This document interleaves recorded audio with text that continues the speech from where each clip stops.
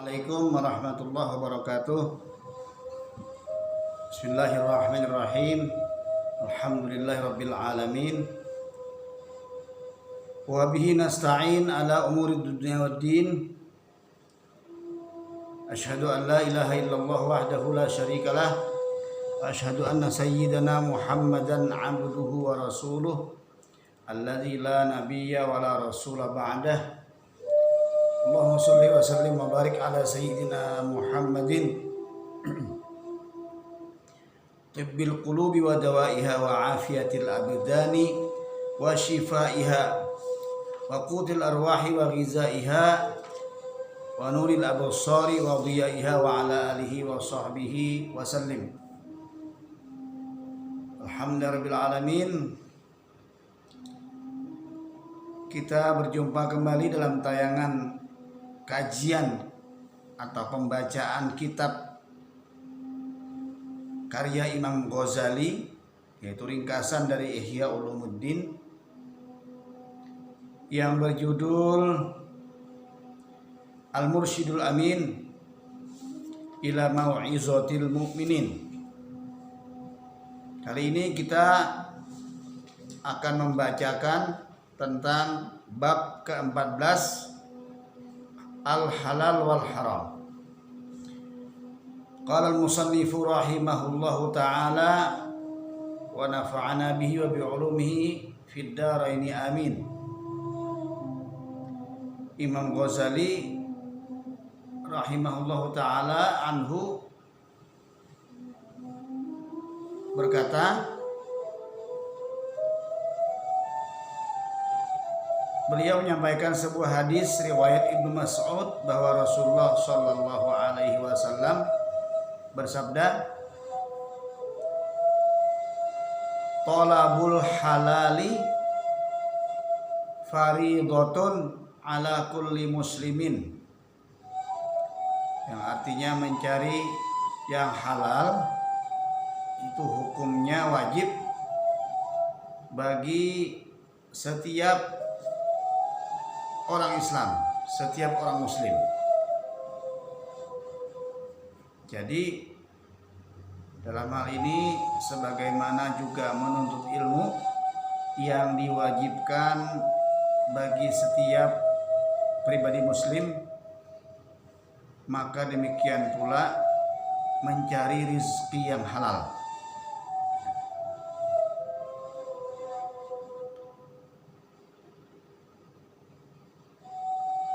Al-Imam mengatakan orang yang sudah diliputi oleh kemalasan, maka dia cenderung beranggapan bahwa sudah tidak ada lagi perkara yang halal, saking malasnya, sehingga putus asa untuk mencari yang halal, sampai-sampai nekat menerjang makanan yang haram, rizki yang haram, uang haram, dan seterusnya. Dia membiarkan dirinya, kata Al-Imam, berbuat apa saja. Ini adalah bentuk kebodohan, kata beliau. Sebab Rasulullah Shallallahu Alaihi Wasallam bersabda, "Al-halalu bayyinun wal haramu bayyinun wa bainahuma umurun mutasyabihat." Yang artinya bahwasanya yang halal itu sudah jelas, yang haram juga sudah jelas, dan sesuatu yang tidak jelas, yang tidak ada statusnya apakah dia halal atau haram, namanya mutasyabihat, hal-hal yang subhat, hal-hal yang samar. Maka Allah Subhanahu wa ta'ala memberikan keutamaan terhadap perkara yang halal, sebagaimana firman Allah, "Ya ayyuhar rusulu kulu minat thayyibati wa'malu salihah." Dalam surat Al-Mu'minun ayat 51, surat ke-23, yang artinya, wahai para rasul, makanlah makanan yang baik-baik atau halal dan kerjakanlah kebaikan. Rasulullah Shallallahu Alaihi Wasallam menjelaskan berkenaan dengan fadilah atau keutamaan kita mencari yang halal ini. Beliau menyatakan, man akalal halala arba'ina yauman, barang siapa memakan makanan yang halal selama 40 hari, nawwarallahu qalbahu, niscaya Allah akan memberikan cahaya pada hatinya. Wa ajra ya nabi al hikmah min qalbihi ala lisanihi, dan Allah akan mengalirkan sumber-sumber hikmah dari kalbunya sehingga tergambar dalam lisannya, dalam pembicaraannya. Itu adalah barokahnya orang yang makan makanan yang halal. Dalam riwayat lain beliau bersabda, zahadahullahu fid dunya. Orang yang makan makanan yang halal selama 40 hari niscaya akan dijadikan oleh Allah sebagai hambanya yang zuhud terhadap dunia. Maksudnya zuhud adalah dia akan sanggup menganggap rizki yang ada pada dirinya, pemberian dari Allah, adalah ringan, hanya sampai pada tangannya saja, tidak merasuk ke dalam jiwanya, tidak masuk dalam hatinya, sehingga ia gampang mentasarrufkan, mengelola, memberikan, membagi, menjadikan bermanfaat terhadap rizkinya itu. Barokah daripada makanan yang dimakannya secara halal dan makanannya juga halal. Sebuah riwayat menyatakan bahwa sahabat yang bernama Sa'ad pernah meminta Rasul Shallallahu Alaihi Wasallam agar memohon kepada Allah supaya menjadikannya sebagai orang yang doanya mustajab. Maka beliau bersabda kepada Sa'ad dan juga tentunya kepada kita, kepada umatnya semua. Beliau bersabda, atib tu'mataka tustajab da'watuka. Makanlah makanan yang halal, niscaya akan diijabahkan, akan dijadikan mustajab doa-doamu. Ibnu Abbas meriwayatkan dari Nabi Shallallahu Alaihi Wasallam yang bersabda, innalillahi malakan ala baitil maqdis, bahwasanya Allah memiliki satu malaikat yang berada di Baitul Maqdis di Palestina, ya.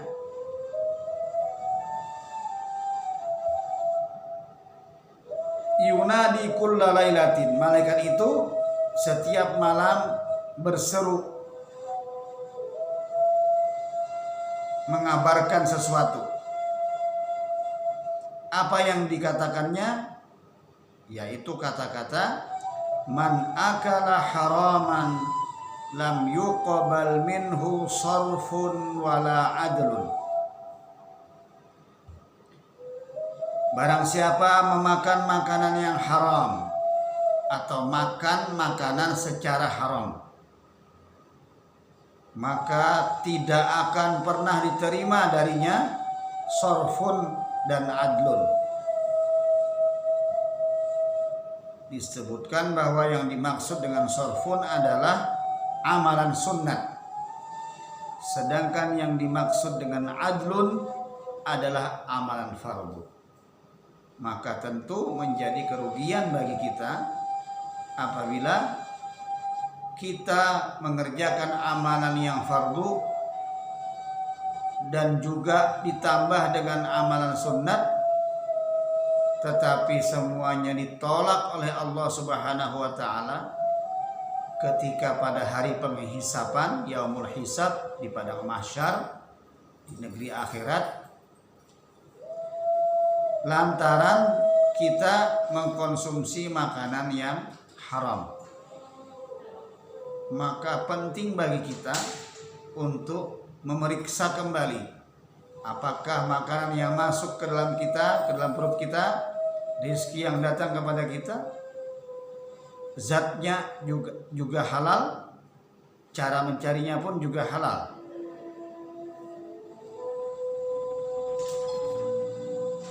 Maka sangat penting bagi kita untuk memastikan bahwa apa yang masuk ke dalam tubuh kita ini adalah yang halal dan thayyib, baik cara mencarinya, mendapatkannya, maupun bendanya atau zatnya itu sendiri. Rasulullah Shallallahu Alaihi Wasallam bersabda, "Man ishtara sauban bi ashrati darahima." Barang siapa membeli satu pakaian seharga 10 dirham. Wa fi samanihi dirhamun haramun. Tetapi dalam harganya 10 dirham itu ada 1 dirham yang statusnya haram. Lam yaqbalillahu salatahu ma dama alaihi. Niscaya Allah tidak akan menerima salatnya selama ia mengenakan pakaian yang salah satu dirham dari harganya 10 dirham adalah haram. Maka semuanya ibadah salatnya yang dengan memakai baju itu atau pakaian itu tidak akan diterima oleh Allah Subhanahu wa taala. Kullu lahmin nabata min haramin nabata minal harami fannaru aula bihi. Setiap jiwa, maksud saya setiap daging yang telah tumbuh dari makanan yang haram, maka neraka lebih layak untuknya. Man lam yubali min aina iktasabal mala. Barang siapa tidak peduli dari mana ia mendapatkan hartanya, tidak peduli halal atau haramnya, lam yubalillahu min aina adkhalahun nar. Niscaya Allah juga tidak akan peduli kepadanya dari manapun Allah akan memasukkannya ke dalam api neraka. Na'udzubillahi min dzalik. Al-ibadatu asyratu ajza'in. Ibadah terdiri dari 10 bagian. Tis'atun minha fi talabil halali, di mana 9 di antara 10 bagian itu terkait dengan mencari rizki yang halal. Maka ini penting bagi kita untuk memastikan kita mendapat rizki dari Allah secara halal dan rizkinya juga yang dihalalkan oleh Allah. Hadis-hadis tersebut diriwayatkan secara marfu' dan mauquf. Maksudnya kalau mauquf adalah hadis yang disandarkan seseorang kepada sahabat, ya oleh perawinya mengambilnya dari sahabat, tidak dari Rasulullah, tetapi isinya adalah ajaran Rasulullah Shallallahu Alaihi Wasallam. Tidak berhak bagi kita untuk meragukan keadilan para sahabat, keluhuran akhlaknya dalam hal meriwayatkan hadis.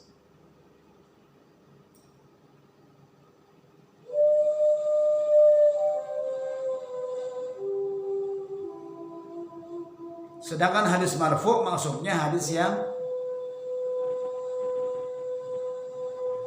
disandarkan oleh sahabat kepada Rasulullah sallallahu alaihi wasallam langsung.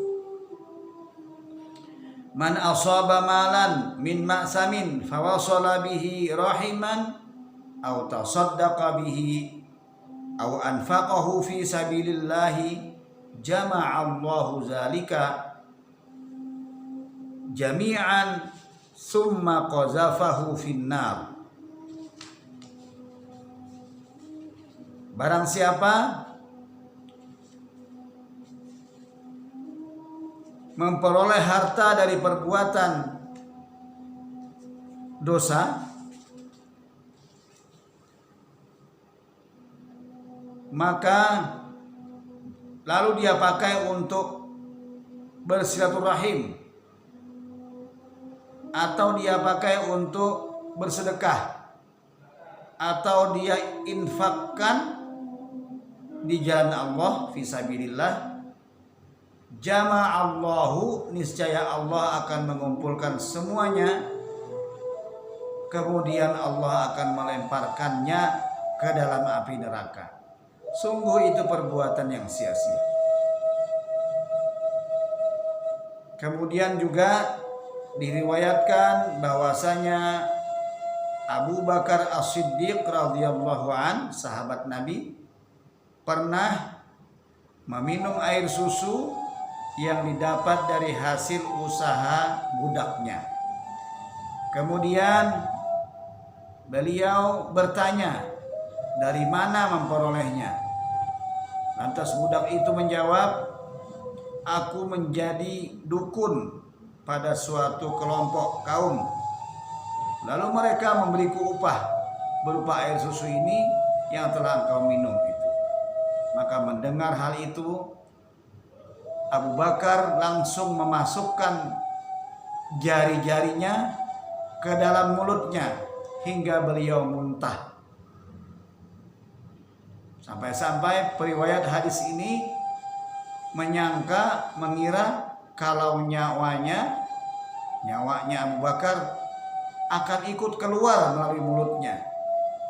Kemudian Abu Bakar pun berdoa. Doanya adalah, Allahumma inni astaghfiruka wa a'taziru ilaika mimma hamalatil aruqu wa khalatal am'a'a.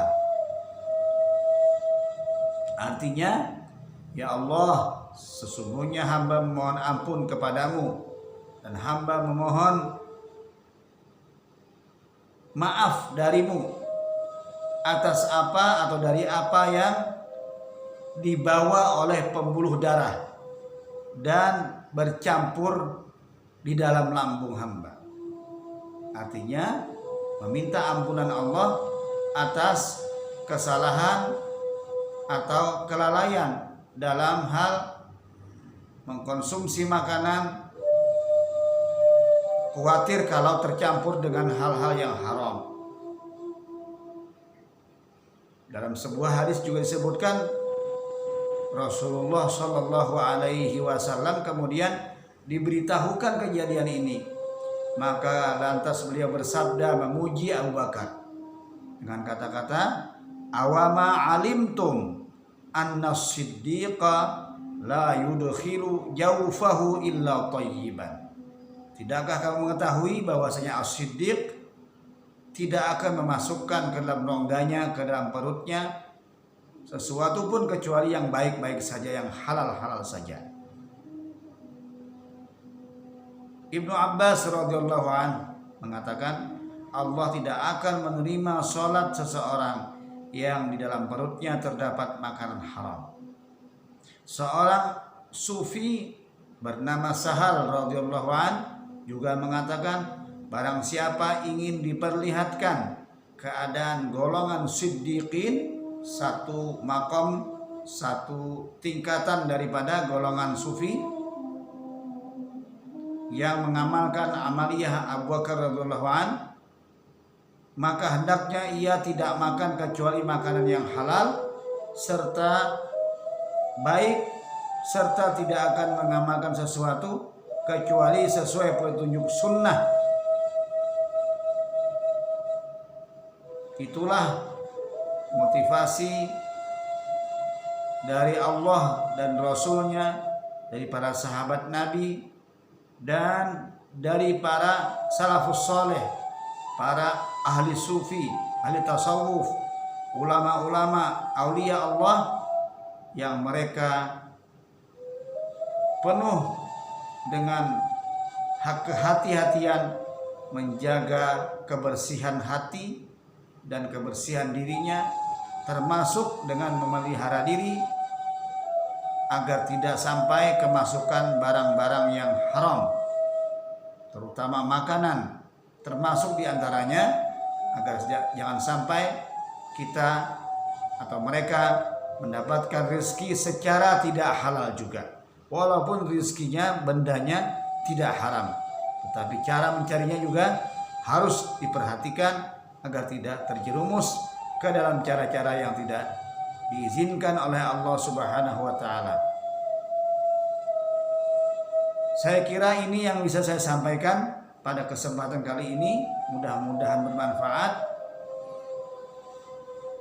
Mudah-mudahan bisa mencerahkan kita, wawasan kita, ilmu pengetahuan kita bertambah, dan mudah-mudahan Allah Subhanahu wa taala memberikan hidayah kepada kita untuk mampu mengamalkannya, khususnya kepada Majelis Ta'lim Al-Hikmah yang berada di Hong Kong, yang dipimpin oleh Ustazah Ibu Muslihah dan kawan-kawan, juga khususnya kepada Majelis Ta'lim yang berada di Kalimantan Selatan, yaitu Majelis Ta'lim Babur Rahmah yang diasuh atau dikelola oleh para ibu dan remaja muslimah, diantaranya adalah Ustazah Syifaur Rahmah dan Ustadz Fahri. Juga Majelis Dalailul Khairat yang saya juga tergabung di dalamnya sebagai salah satu jamaah yang diasuh atau dikelola oleh Al-Ustaz Al-Hafiz Mahfuzul Ulum, dan juga oleh Majelis Ta'lim Ashabul Yamin, yaitu majelis jamaah muslimah yang juga berada di Kalimantan Selatan. Juga kepada kawan-kawan sekalian di Majelis Ta'lim Sejuta Sholawat, Majelis Ta'lim Ukhuwah Al-Ukhuwah yang ada di Yogyakarta, yang juga saya salah satu jamaahnya, dan juga kepada Majelis Ta'lim kajian online, para manajer, para pimpinan Johnson & Johnson di seluruh Indonesia, yang juga saya ikut ngaji di sana, mengalami berkah daripada majlis-majlis mereka. Kiranya berkenan untuk menyebarkan kajian ini kepada grupnya, kepada saudara-saudara yang lain yang terhubung dengan mereka, agar kebaikan ini tidak berhenti di sini saja, tetapi banyak yang mendapatkan pahala karenanya. Silakan di like, di subscribe, dan juga di share. Jangan lupa juga dibunyikan tanda loncengnya. Mudah-mudahan ini merupakan kebaikan dari kita bersama untuk menolong agama Allah Subhanahu wa taala, menyebarkan dakwah Islamiyah yang santun, yang tidak memaksakan, yang moderat, berlandaskan Ahlus Sunnah wal Jamaah, berdasarkan salafuna as-salih. Mudah-mudahan kita semua diridhoi oleh Allah Subhanahu wa taala. Saya kira itu yang saya sampaikan. Mudah-mudahan bermanfaat, dan mari kita tutup dengan doa. Ila hadratin Nabi Mustafa Rasulullah Muhammadin sallallahu alaihi wasallam wa ala alihi wa ashabihi wa azwajihi dzurriyyatihi wa ali baitihi ajma'in. Wa anna al-Fatihata jalibatan likulli khair, janibatan wa dafi'atan an kulli syarr bi sirrin nabi wa alihi wa bi sirril Fatihah. A'udzu billahi minasyaitonir rajim. Bismillahirrahmanirrahim. Alhamdulillahi rabbil alamin. Arrahmanir rahim. Maliki yaumiddin. Iyyaka na'budu wa iyyaka nasta'in. Ihdinas siratal mustaqim. Siratal ladzina an'amta 'alaihim ghairil maghdubi 'alaihim waladdallin. Amin. Bismillahirrahmanirrahim. Alhamdulillahi rabbil alamin.